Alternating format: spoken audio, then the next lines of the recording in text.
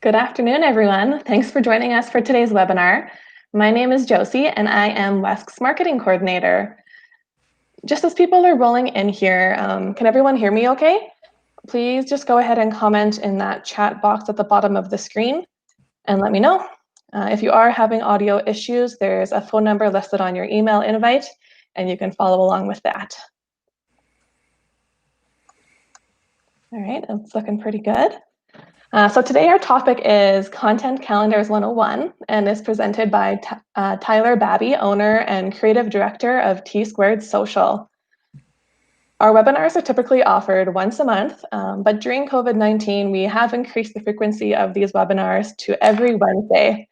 All of these webinars are recorded and they can be viewed at any time on our small business resources page at wesc.ca/services/resources.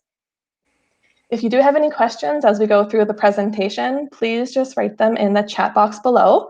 I'll leave it up to Tyler to decide if he'd like to answer these questions as we go through the presentation or if he'd rather answer them at the end. So with that, Tyler, we're excited to have you join us today. I'll hand it over to you now, and please start whenever you're ready. Sounds good. Thank you for having me. And welcome to 2020, where we do all this stuff online, right? We don't get to see each other in person.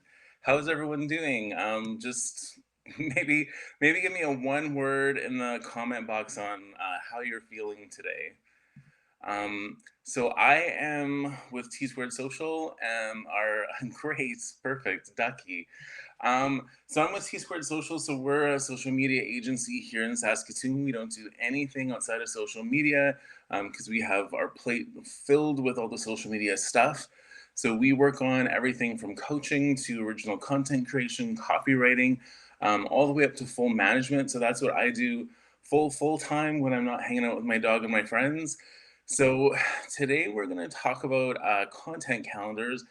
Content calendars for me is one of the least sexy but most important aspects of social media. So I really love talking about it. I'm going to go into detail on a whole bunch of different things. You may find all of it useful. You may find pieces of it useful, but hopefully it's going to give you a really good overview of what it takes to kind of like make a strong foundation for social media and a social media plan, right? You know, I work with different people and I meet different people that sort of offload some of these responsibilities onto like a secretary, um, hoping that they have the 101 skills that they need to have to do social media. And sometimes you're lucky because there's a lot of incredible secretaries. But in most cases, even beyond, offloading it to that admin assistant or the secretary, most people, it's a collaborative effort. So there's a lot of left brain thinking and right brain thinking in order to execute it properly. Um, so it does oftentimes require a team of people to really pull together all the elements properly. So we're going to go through today how to sort of assess some of those different people, what skills or things you might be missing from your plan, like places that are roadblocking you, and how you can sort of either train those things in your team, outsource them, or what that looks like to just sort of like complete the loop and make sure that you've got the best possible scenario for your social media. So we're gonna just start right now. So I call this Content Calendars 101, social media for planners. Is there any planners in the room? I guess you can comment in the comment section. If you're a planner, just put a thumbs up. I am a planner, uh, which drives some of my friends crazy, but lots of my friends love it because they don't have to make decisions. So the point of planning and the point of content calendars is to save time and achieve goals. And creating systems. So social media is not rocket science. It uses a lot of the same skills that we possess in order to run successful businesses. So things like time management, skills development, resource management, risk assessment, these are all things that we need to run a business. And they're all the same skills that we use to execute social media properly.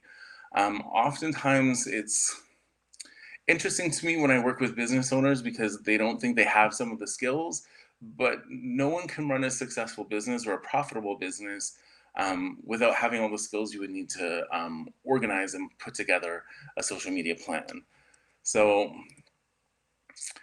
I'm going to start with some of the basics. So I'm going to talk about who are we speaking to. So when we, even before we get into making a content calendar, because it's easy enough to say just post 3 things a week, make sure they're cool, try not to have some spelling mistakes. But there is like a lot more that goes into it. So we're going to start with the first component, which is knowing who you are speaking to. And with social media, we really need to know who we're speaking to specifically. The reason for this is because 100% of social media is connection. um, Everything we do on social media, the goal should be connecting with someone. And we're connecting with people in a much different way than we would be with a billboard, or even, potentially a magazine ad. We're being given the opportunity with social media to create content that's so relevant and so timely and so important to these individuals that we can identify that it's going to affect them emotionally. And those are the types of things, that we can use into our strategy, into building, our little army of supporters, the really loyal people that are going to be loyal to the brand. Because ultimately, when we're attracting people to our brand, whatever it is that we're doing, services or products, I mean, we all have competition. And the goal is to get people that align with some of our values, whether those are, producing things ethically, whether those are being fiercely local, whether that's, social justice warriors, whatever that is. Um, those things are going to make the difference to your consumers, about why they connect with your brand. So it's important to identify who it is that we want to be speaking to. And this is, much different than when we look at things like, demographic. So we're going to talk about brand avatars. Does everyone kind of know what I mean when I say brand avatars? Does anyone have a brand avatar currently, or 2 or 3 brand avatars built? Throw it in the comments. Yes, Lindsay's got one. Perfect. So what's the difference between an avatar and a demographic? So demographics are a much broader sort of section of people. So your demographic might be, women between the ages of 30 and 50 who are university educated, who like taking vacations, whatever those things might be. And so when we talk about avatars, the point of an avatar is to get really specific. And this is especially important, later on once we start creating the posts, and really, really important when we're working with a group, because the more meaningful and the more detailed and the more human your posts can be, the more people are going to connect with them. So the example I have here is, they don't like dessert. They like strawberry gelato after a bike ride on a hot day. So when you're building your avatar, and hopefully everyone's got pens or they've got their document open, a really good avatar, really good exercise for building an avatar.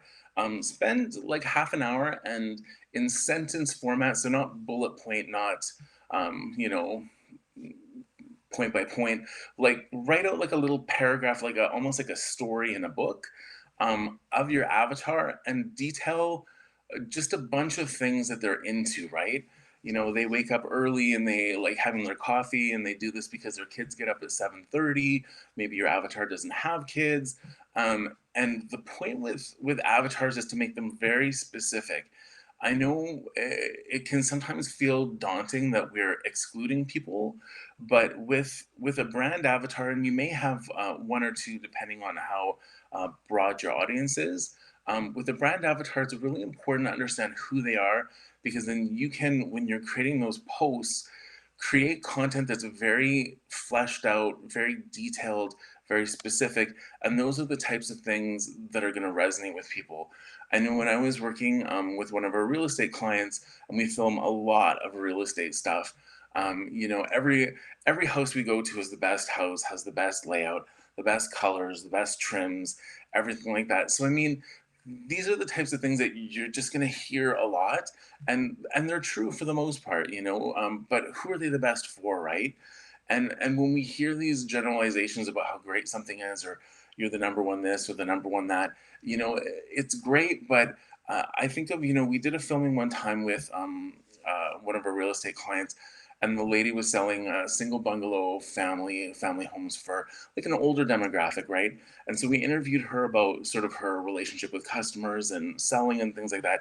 And she had made this really great comment about how she's like, some of the people that come to look at these homes, they're able to get trims and certain types of banisters and certain types of heating things, or that they never thought they'd be able to get into a home, right? And she actually went really into detail about banisters, because apparently banisters are really important to some older people buying homes. And it's one of those things where it's like, I know so many people that are my mom's age who are crazy about those types of things, are excited about those types of things. So even for me, I'm not looking at single family bungalows, but for me, it was such a specific reference that it related to other people that I knew, or different people that I understood, or different people that I related to. And those are the types of like fleshed out examples that you really want to include into your social posts, because that's the stuff that's going to resonate with people. So the more you can understand your avatar, the more you can understand their pain points, what excites them, and the more you can fold that into your content strategy. This is especially helpful for teams. A lot of really big companies, and a good example would be Lululemon. They have two avatars that they use across all their stores. And so people refer to them by name, give your avatar a name. And so if you're working on a team and you're putting together a post and you're like, how do we want to do this? Or what's the direction? Reference things like, well, what would Tina do? How would this affect Tina? Would Tina like this? Maybe that's your avatar's name. So get specific. It's really important for social media, because this is definitely not a target market or a demographic. Your avatar needs to be specific. So we're going to move on from that. So assessing your resources. So in a perfect world, we would all have an abundance of time, no shortage of skills and skills development, and endless money. In reality, we all have limited amounts of all of these. For avatars per social channel, I would pick one or two. An example would be, if you were, say, a group that maybe had a consumer facing and maybe a non-consumer facing. You might have different avatars for each of those. It's more based on your avatars kind of come out of your demographics, but they're specific, so you can create specific content. um, if you were devoting different concepts or different messaging to, say, Snapchat, and something different for, say, a Facebook, in that scenario you might have different avatars, but it also might complicate your life. Um, do what's simple. Simple is always best. So when we're assessing our resources, we're looking at three things. So, and this is going to dictate. How we move forward. So time is a big one. So know how much time you and your team can dedicate to your goals. Skills, be aware of who can do what on your team. You may have people that are excellent at writing. You may have people that are excellent at photography. You may have people that are good at neither of those. So it's important to know who you have on your team that can achieve those things. If you are one person, hopefully you're really good at everything. There's a lot of opportunities to do skill development. And there's also a lot of opportunity to outsource parts or whole pieces of the plan. So that's where we get into budget. So understanding how much money you have for outsourcing, whether you have any. A lot of times with smaller companies, it can be a struggle in terms of that financial piece. There's always the balance between what your time is worth and what you're willing to sort of outsource. Uh, you know, I've always had a bookkeeper because I never really ever wanted to learn how to do my books. So that was just a choice that I had to make, but there's other things I'm more than happy to do on my own. And that's just something that everyone decides with their own business. So, what do we need to succeed? This is a very broad and very top level view. There's obviously multiple pieces underneath these squares. that will, help you succeed. But these are sort of the key things that you need. So if you're a team, or if you're one person, or if you're a small team, this is sort of what you really need to nail the proper mix.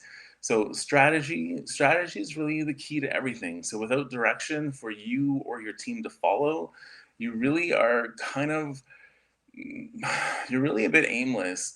And I'll get into this a little bit more. Especially when I work with solopreneurs and people that are individuals just running their own business. A lot of them they tend to run on passion, and passion is great. Passion is definitely something that we can use and we can harness, but passion is not consistent. So passion is one day maybe we have a bad day and we don't really feel like posting.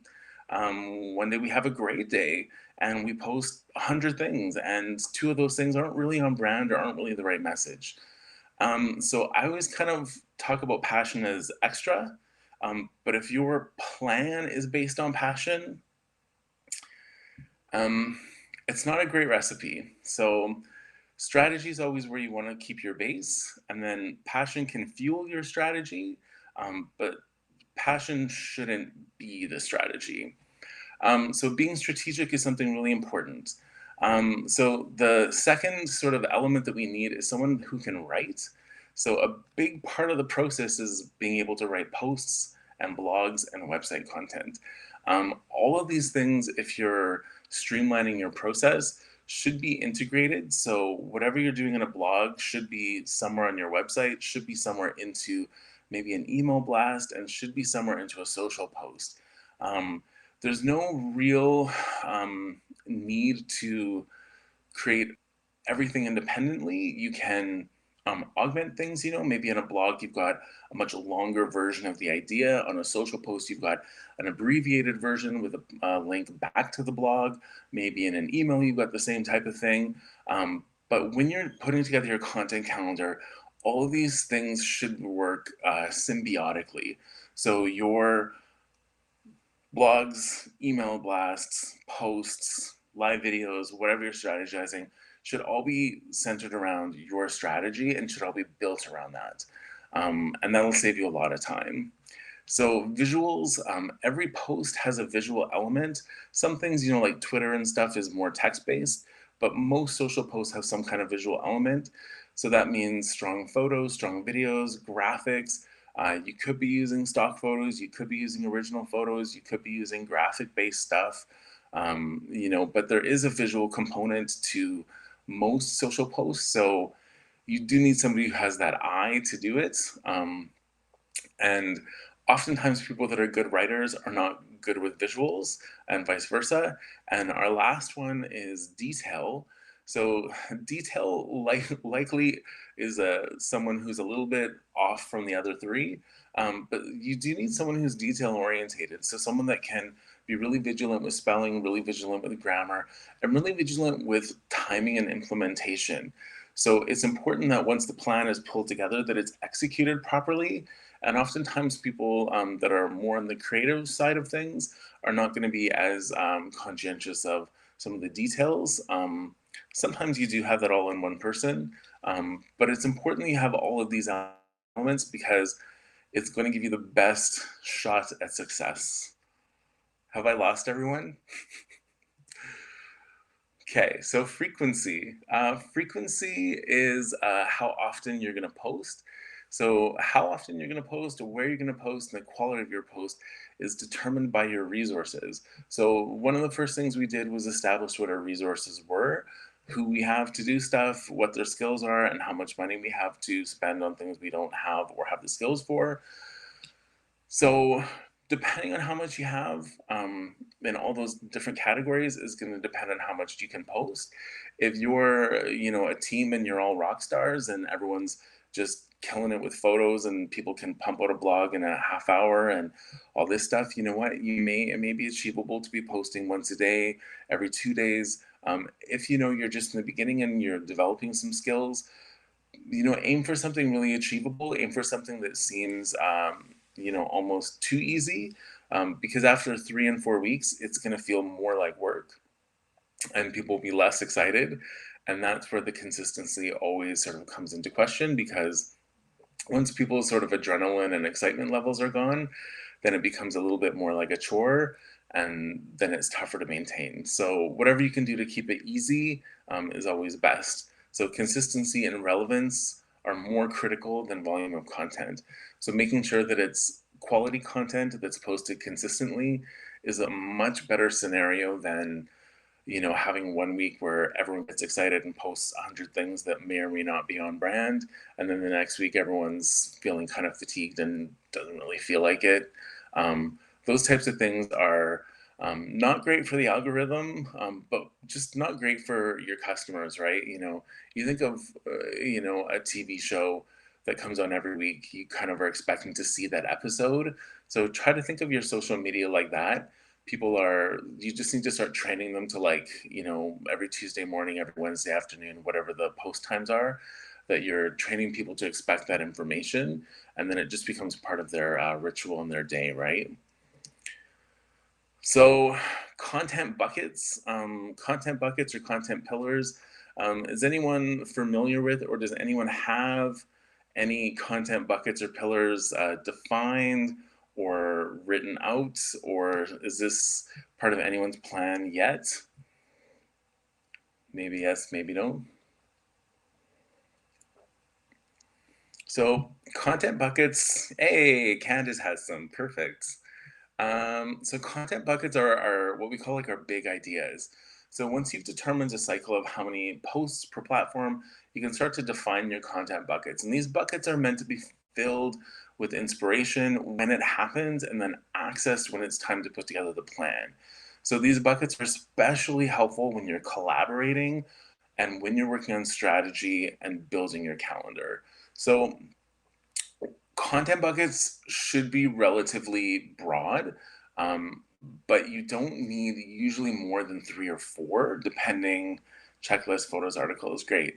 Yeah, so content buckets and checklists, photos, and articles might be a little bit more into content categories, but our buckets are really like large idea sort of buckets, right? So when we talk about this, say for example, when I was working with a doctor's office that does sort of like beauty medical procedures and that type of stuff, they really wanted to build trust. They wanted people to feel that they were a trustworthy, incredible place. So one of our big content buckets that we filled every month was built around the idea of building trust, building credibility. So when we got into the content categories, this could get into, um, republishing news articles. This could get into, discussing credentials, different awards, different things like that. Anything that really like supported that idea of building trust. And in those content categories, whether that was, us doing it through a live video, through a blog post, through whatever those things were, that's how we would execute it from the content category perspective. But your buckets are really meant to be those large ideas. And they can really be kind of anything, but they should definitely be broad.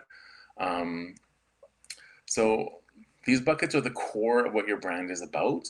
There are primary goals and philosophies that make up the DNA of our company.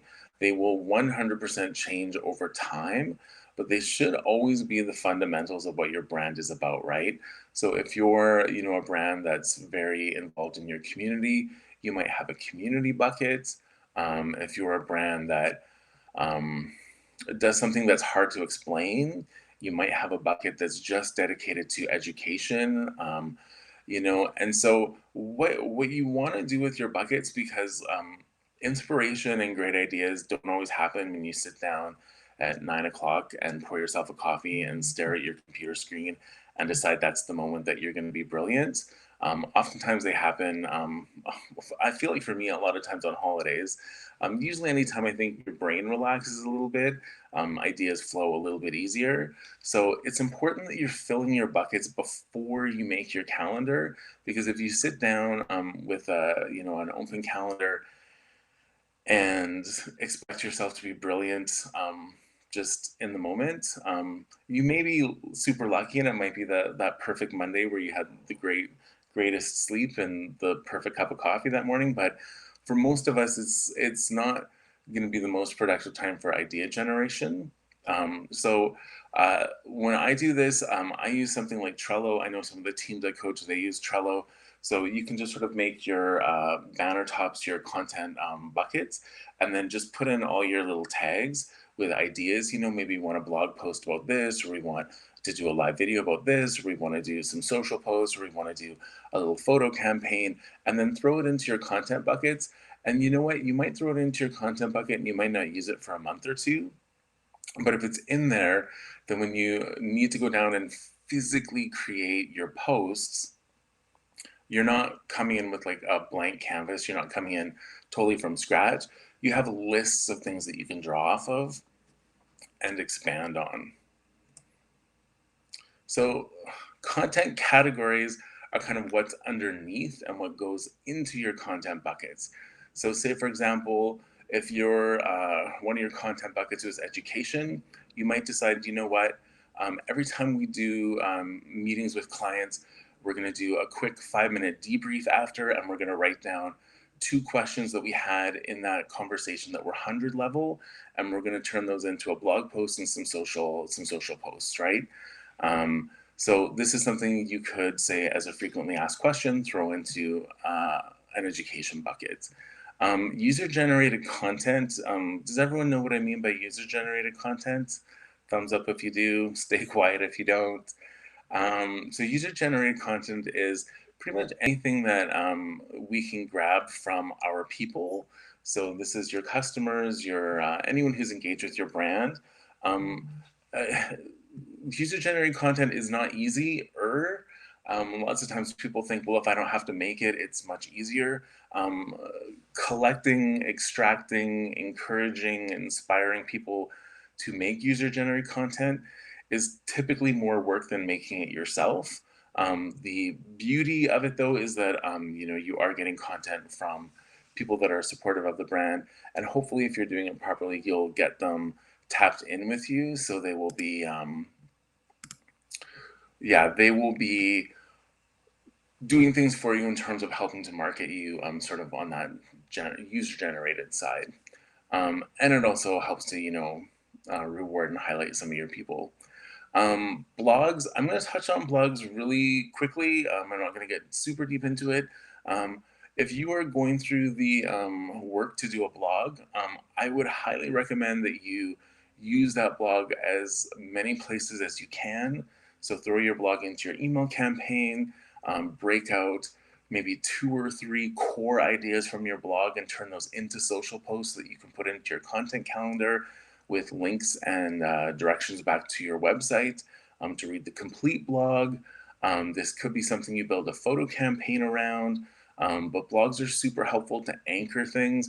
And if you are doing like a simplified content calendar, um, I oftentimes will use blogs as my template for my entire content calendar. So whatever happens in my blog is going to dictate the bulk of what's going to happen with my social posts for that 4-week period. Um, they're really helpful. And if you can repurpose the content in there and not just be using it for a blog, you're going to save time and do yourself a lot of favors. So then the fourth one, I don't know how much of a fan everyone is of video, but video is so critical right now, especially because we're so restricted with what we can do with just the current situation with COVID. It's so critical that people can see and hear you as often as possible. Um, you know, Prior to COVID, we had so many more opportunities to be able to network and go out and handshake and see people. And we don't have as many of those opportunities now from, for sure, from a business perspective.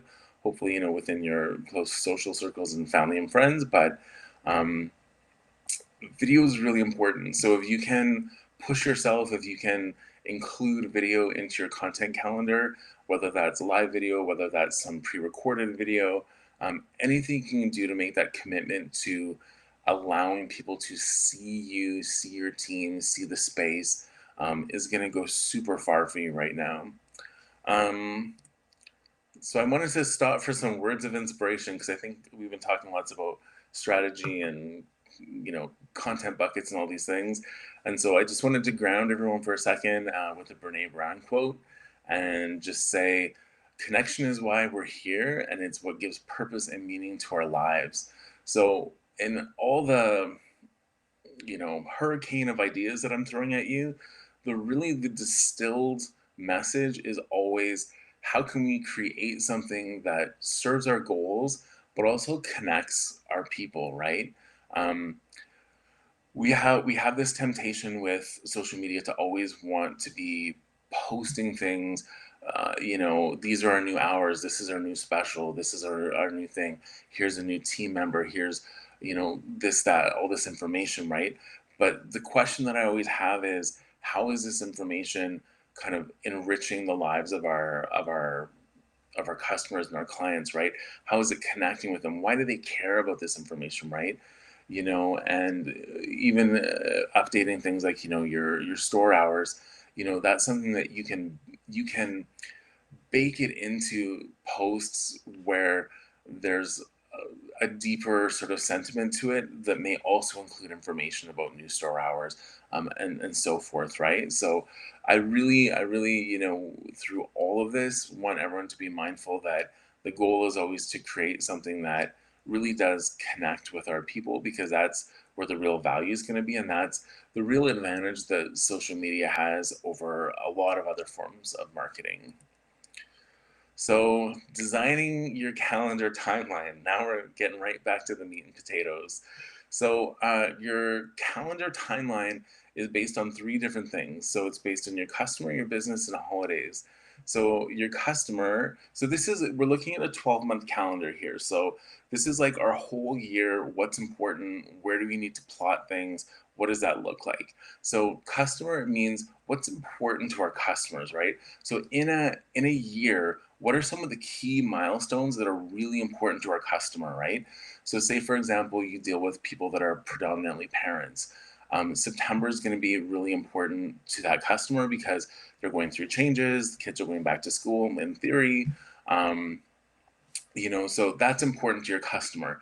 Maybe for your business, you receive product at a certain time, or a certain time period, so that's important to your business to understand, like your sales structuring, sort of your flow of goods, and that may line up with what's important to your customer, and it may not. But if you can look at this on a full year schedule, it's going to help really build out the strategy behind it's going to really help build up the strategy behind why you're talking about certain things at certain times of the month. And then the third one is holidays. So there are calendar holidays, Christmas, Valentine's, Mother's Day, all these things. Are they relevant to your demographic? Is that important to the avatar that you fleshed out? That's for you to decide. And every business, of course, is going to be different. Um, so this is sort of that broad sweeping piece where we're going to look at that 12 months, and then that's going to help us decide where we're going into things. And so where this is really important is, let's say, in the example of like real estate, there are certain times in real estate where it's quieter and there's just not as many sales or as much sales movement. So what do you do during that quiet month, right? Because maybe the month after is when things start to ramp up. So during that quiet month, is your strategy going to still be very product focused?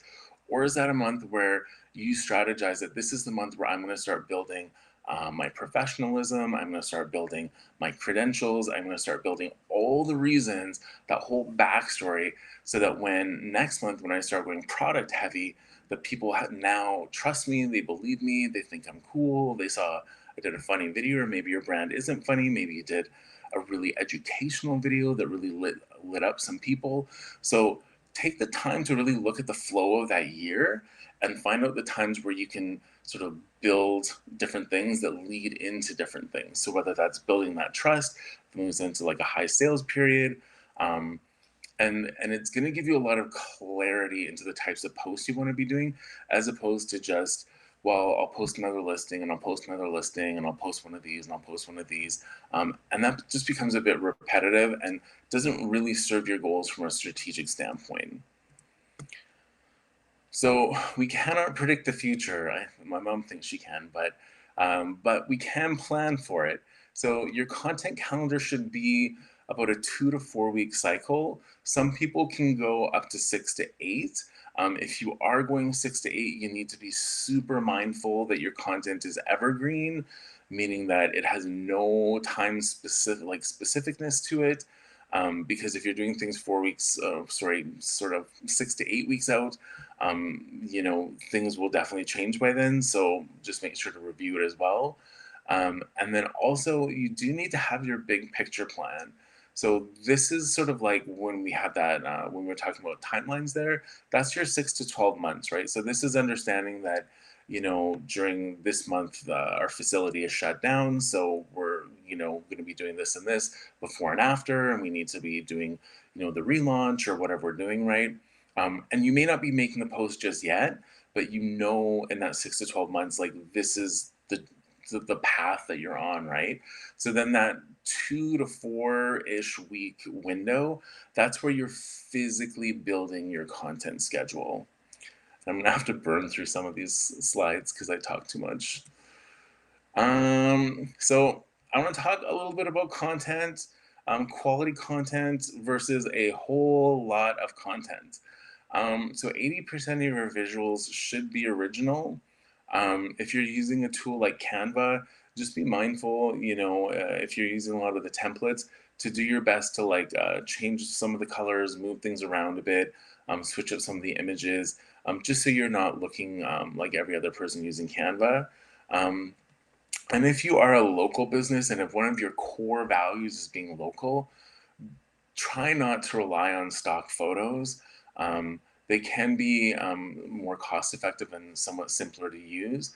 But I guarantee you, anyone who, and we have this specific sort of concern that Saskatoon does look a lot different than Toronto, and a lot of stock photos tend to be a little glossier and a little bit more big city. So it stands out a little bit more compared to some of the local content you'd be making.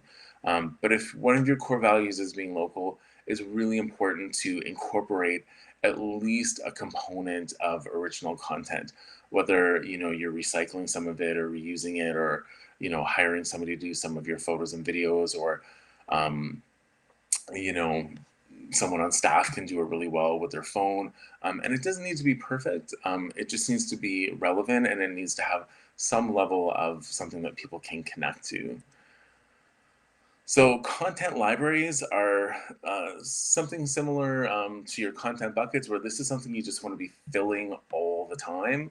So when we're filling our content libraries, you should be filling them with images that relate to your business. And again, like I just mentioned, images don't need to be perfect, but having a mix of professional photos and videos will definitely elevate the credibility of your brand.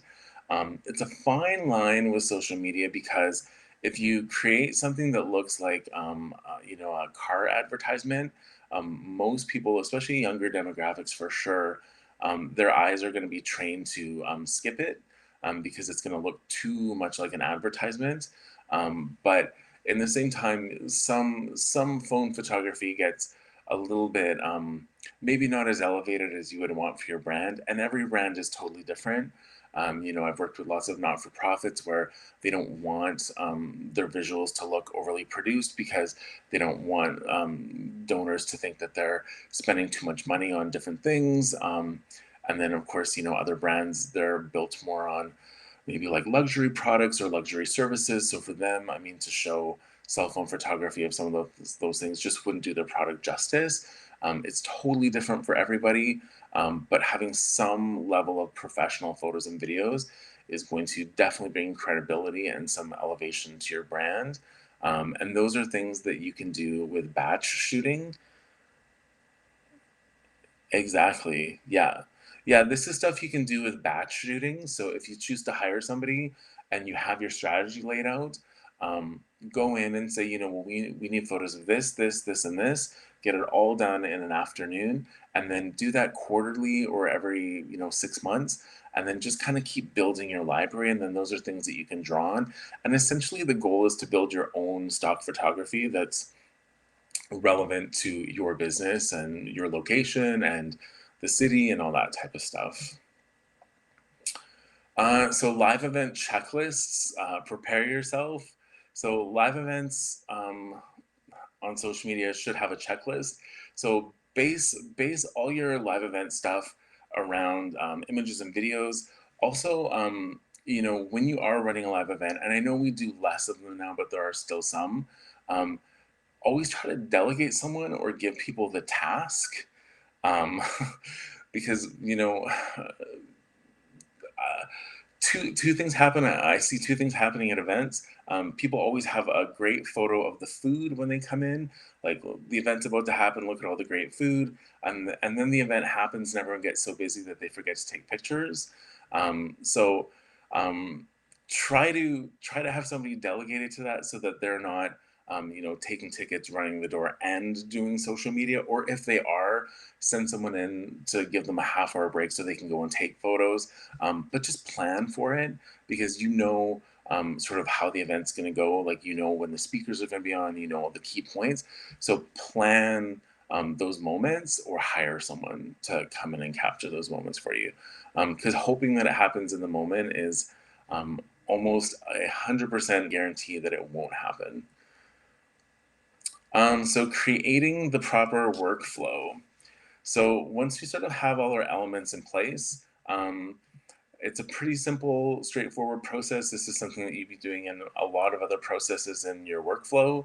So we're going to be creating the post. So that means we're going to pull something out of our content bucket, one of our content categories. We're going to turn that into a blog. We're going to turn that into a social post. We're going to get the photos made, or we're going to find a stock photo. We're going to make a graphic. We're going to create the post, and then someone should approve it. If you were the person approving it, go for a walk, take a nap, sleep on it, and then look at it the next day. If there's a second person approving it, hand it off and let them go at it. And then after it's been approved and everyone thinks it's great, then put it into a schedule, and in a timely manner, based on your strategy, publish the content. So choosing a scheduling tool, I'm not going to get into this too much. What I will say is there is lots of scheduling tools, and what you need to do is decide what's most important to you. So a couple examples I have here. Do multiple users need to access it? Do you really need a strong visual planning tool? Do you need some sort of process that will allow for approvals within the system? I mean, I see 100 different ways that people do this. People will do it with just a Word document, and then that gets signed off on, and then somebody implements it straight into Creator Studio. So I'm just going to give you the stuff that I use, just in an effort to not keep people here too much longer. I use for Instagram and Facebook, I use Creator Studio. Both of those things are part of Facebook, so the Facebook family. So they're not third party. So what's great about that is they publish everything flawlessly all the time, and there's never glitches because it's not third party. I do use Planoly for some of my Instagram posts because they have a great visual planning tool, so I can see how my feed looks. So for any of my super visual clients, I do use Planoly just to make sure that the feed is going to flow properly. And then I do a lot of my writing just in Word, and I use a lot of Grammarly as well. So I've got Grammarly added onto my Word documents, just for all my writing.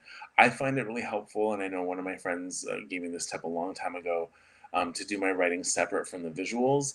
Oftentimes, if you have a really great photo and you do the writing just like underneath it or right into your scheduler, um, you might get a little lazy with your writing because the photo looks so good, and then the writing looks great beside the photo.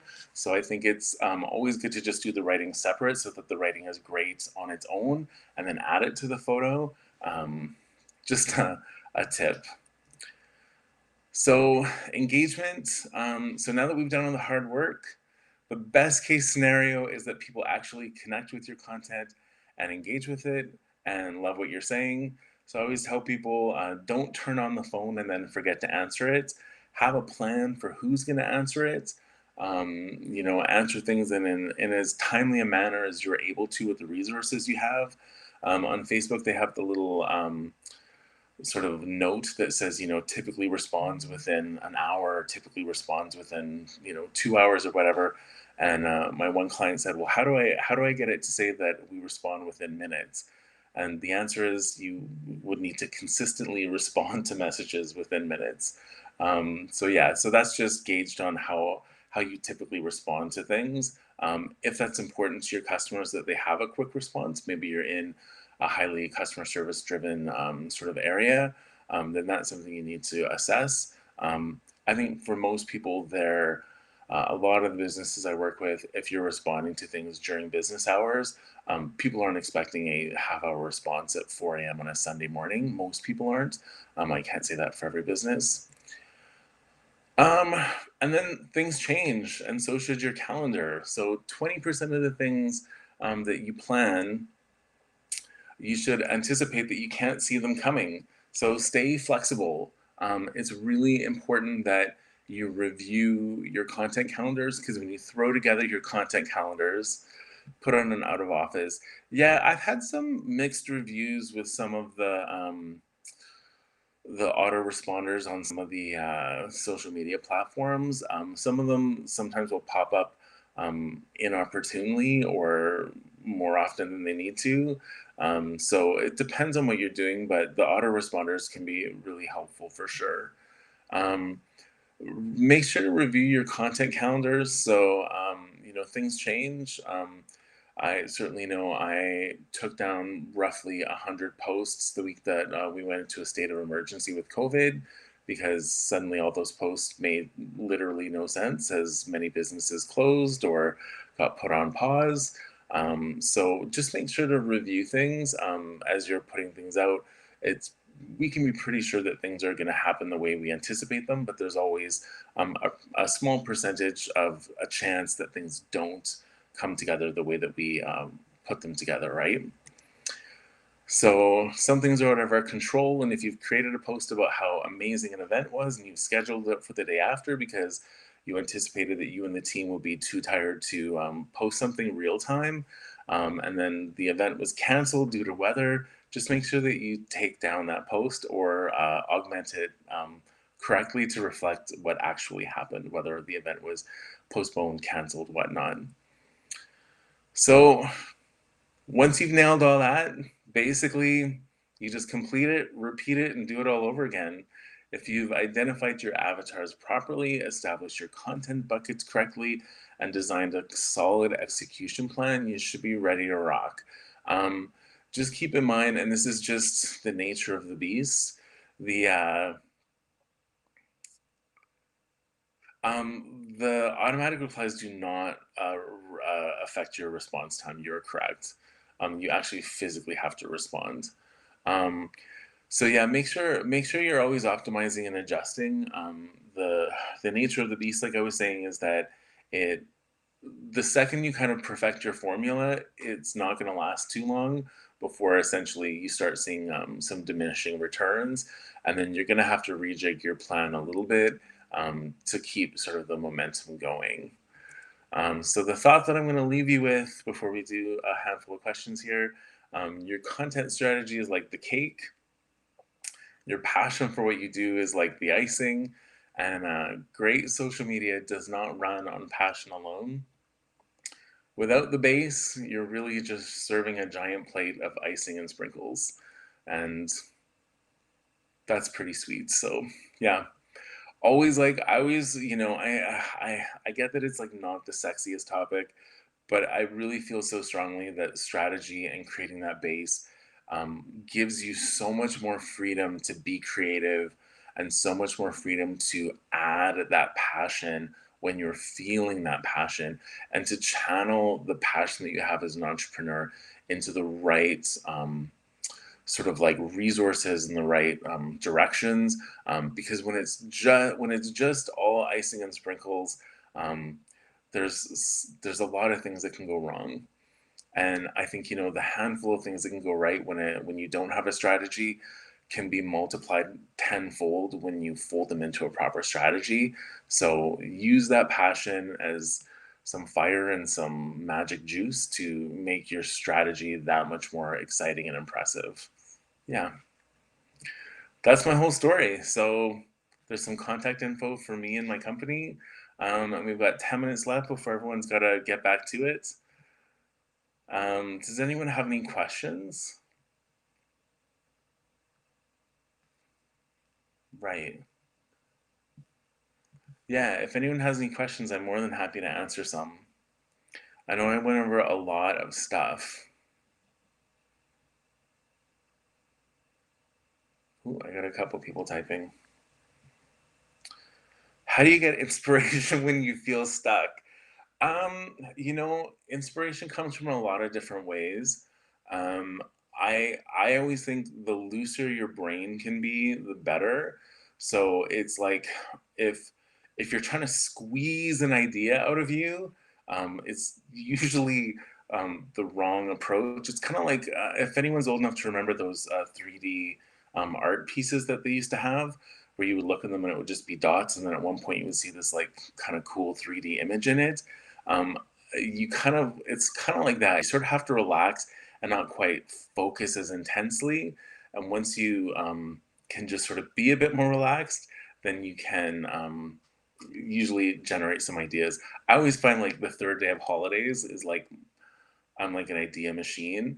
And oftentimes I'll just write them down in a notebook and then I won't think about them. Or I'm a big fan of Trello because it syncs from my phone to my computer. So I have like a whole idea board just on Trello that I throw my stuff together with. And then when it's time to physically execute my calendar, I'll pull things off of that board. Um, any favorite examples of well executed content strategy? Well, I don't want to be self-serving and name some of the ones that I work on. I think there's lots of good ones. I rather than giving you a name, I'm gonna just sort of loop back to my comment before. I think good content strategy really comes down to having a rounded approach and a consistent approach. So if you're seeing great content coming out consistently, that's curated and relates to me, that's, I think, always your best bet. Client top questions. That's usually where I turn. Exactly. Yeah, I give this advice to a lot of my coaching clients. If you're stumped, especially if you're like, what kind of a blog do I write? What kind of a FAQ should I talk about? If you're in any sort of like customer service based, or if you're in any sort of consulting or stuff where you're doing meetings with people, at the end of meetings, at the end of exchanges, at the end of your day, write down a couple of the conversations that you had, especially you're going to see trends of people will have the same types of questions.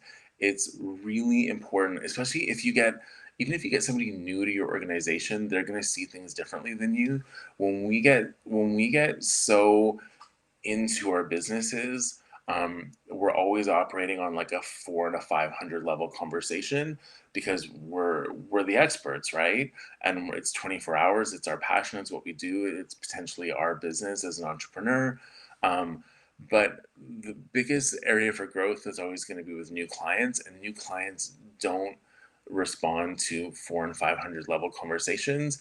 They're the ones that need those 100 level conversations. So you need to always be revisiting those because that's where you're going to be able to inspire that growth and inspire new clients to connect with your product or your service, right?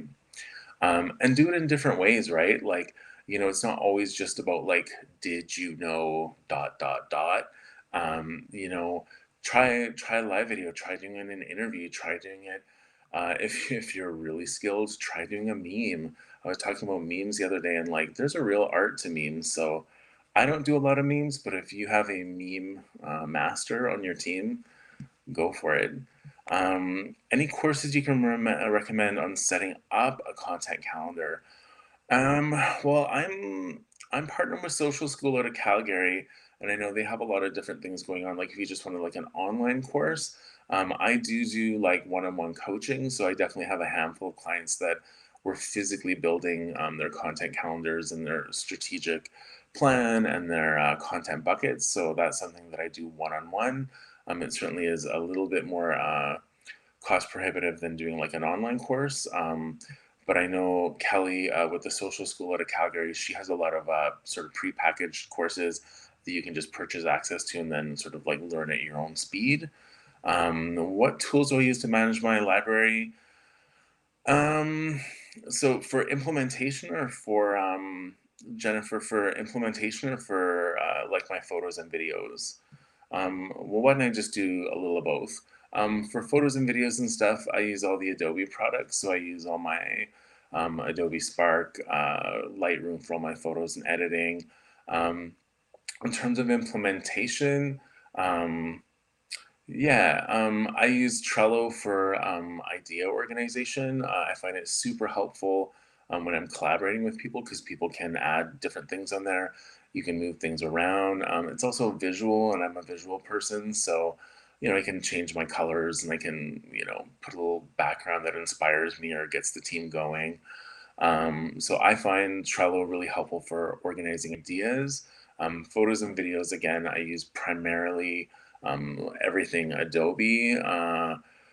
Yeah, so all my editing goes through Lightroom. Yeah.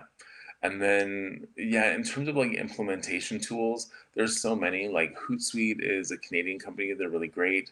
I don't find them. I haven't loved doing stuff with Hootsuite, but they are one of the few places that you can do almost all of the social platforms off of.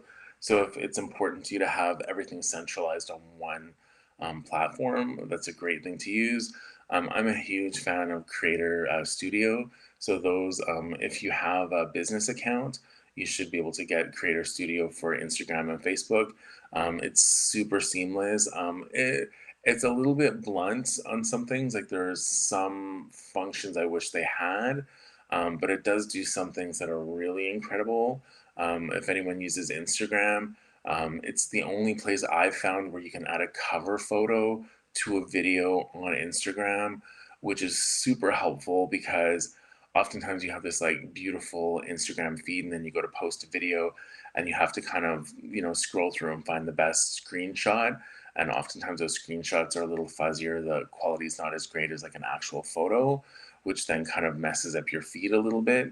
So being able to like actually upload a photo for a cover onto an Instagram post is pretty incredible because it's saved my feeds, which I'm pretty protective of them looking great. It's Creator Studio. So it is like a Facebook thing. So if you just yeah, type in Facebook Creator Studio, there's a Facebook thing, and then you can toggle it on top to the Instagram version, and they work slightly differently, but mostly the same. And because it's not third party, if anyone uses any kind of third party app, there's always like 3 times a year where you get error messages because an API gets changed or something goes on, and suddenly all your stuff isn't posting for 3 days, and it's such a headache. Because Creator Studio is a Facebook product, it needs no integration. It just is part of the software. So yeah, that being said, I do use Planoly quite a bit because it is for any Instagrams that are super visual. It has so many functions. It has lots of kind of cool data as well. So there's some really interesting reporting on there that I find super helpful for finding what's performing well, especially through like some of my stories and things like that. Um, yeah, and then yeah, that's what I use for implementation. Those are my big ones. And then some of it's a bit old school. Like I just use like a Word document for all my writing. And I've got a bit of a naming hierarchy that I have for, organizing posts, whether that's, they're in carousels or different things. And that's just how I organize my stuff so I can share it easily. I like keeping all my stuff as a bit of a template and then uploading everything so that if anything were to get deleted or weird or went funny, that I have a bit of like a base where I can go back and keep creating and pulling back and forth off of. So that's just how I work. I think we're at 1 o'clock, so we might start losing people, but I can certainly answer any other questions people have. I feel like I like was racing through that last part. Hopefully everyone enjoyed it. I'm pretty passionate about social media. I'm really passionate about strategy for social media, and I really definitely love pulling it together for my brands and also the brands that I work for. So, yeah.